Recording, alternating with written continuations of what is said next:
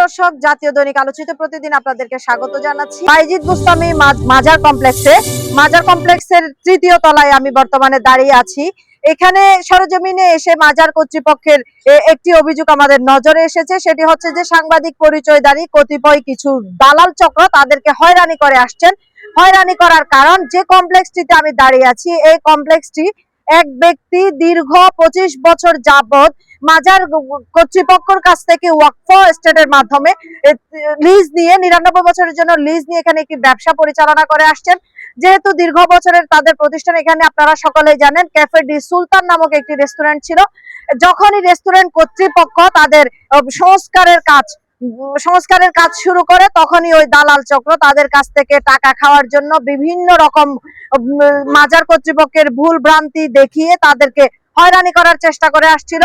যদিও এখানে একটি কথা না বললে নয় যে মাজার কমপ্লেক্সের যে ব্যবসায়ীরা আছেন তারা এখানে তৃতীয় তলায় একটি ভুল বশত মাজার কর্তৃপক্ষের সাথে তাদের একটি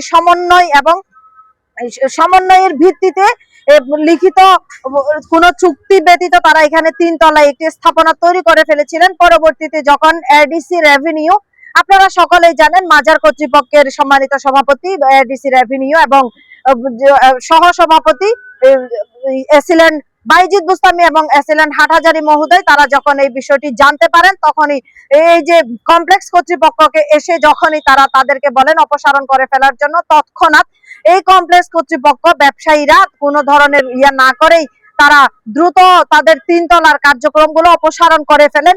তারপরেও অপসারণ করার পরেও বসে নেই সেই দালাল চক্র বিভিন্নভাবে বিভিন্ন রকমের বিভ্রান্তি ছড়িয়ে এডিসি রেভিনিউ এবং এসিল্যান্ড চাঁদগাঁওকে বিভিন্ন রকম মিথ্যা তথ্য দিয়ে ভিত্তিহীন বানোয়াট তথ্য প্রদান করে এই কর্তৃপক্ষকে হয়রানি করার চেষ্টা করছে।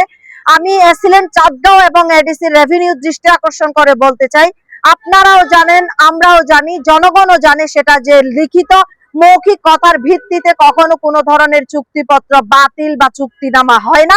তারপরেও এই কমপ্লেক্স কর্তৃপক্ষ এডিসি রেভিনিউ এবং এসিল্যান্ড চাঁদগাঁওকে সম্মান প্রদর্শন করে, সম্মান জানিয়ে তারা তৃতীয় তলার কার্যক্রম সম্পূর্ণরূপে অপসারণ করে নিয়েছেন। অপসারণ করে নিয়ে যখন তারা আপনাদের বৈধ লিজকৃত এবং তাদের বৈধ ব্যবসা প্রতিষ্ঠানে যখন তারা সংস্কার করে তাদের ব্যবসা পরিচালনা করার জন্য উদ্যোগ নিয়েছেন, তখনই কতিপয় সেই দালাল চক্র, কতিপয় সেই ব্যক্তি আপনাদেরকে ভুল তথ্য দিয়ে আপনাদেরকে বিভ্রান্ত করার চেষ্টা করছে।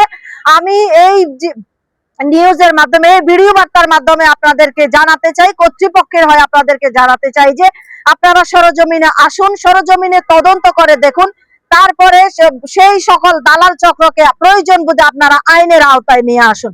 অহেতুক মানুষের ভুল তথ্যে বিভ্রান্ত হয়ে একজন সফল ব্যবসায়ীকে হয়রানি না করার জন্য আমি বিনয়ের সাথে আপনাদেরকে অনুরোধ করছি। রেবেকা সুলতানা, রেখা চৌধুরী, জাতীয় দৈনিক আলোচিত প্রতিদিন, চট্টগ্রাম।